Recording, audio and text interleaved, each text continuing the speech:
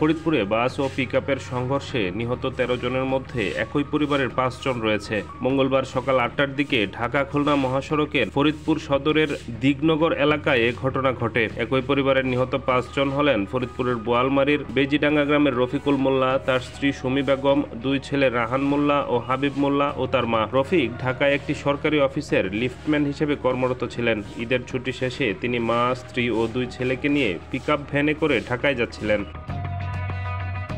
স্থানীয় ও পুলিশ সূত্রে জানা যায়, ঢাকা থেকে মাগুরাগামী ইউনিক পরিবহনের সঙ্গে ফরিদপুরের আলফাডাঙ্গা থেকে ছেড়ে যাওয়া একটি পিকআপের মুখোমুখি সংঘর্ষ হয়। এতে ঘটনাস্থলেই ১১ জন এবং বঙ্গবন্ধু শেখ মুজিব মেডিকেল কলেজ হাসপাতালে ২ জন মারা যায়।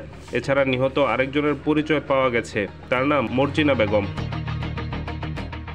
ঘটনার প্রত্যক্ষদর্শীরা জানায়, ঘটনাস্থলে আসার পর বাসটির একটি চাকা রাস্তার গর্তে পড়ে যায়। গাড়িটি আড়াআড়িভাবে সড়কের উপর দাঁড়িয়ে যায়। এ সময় পিকআপ ভ্যানটি বাসটির মাঝামাঝিতে এসে আঘাত করে।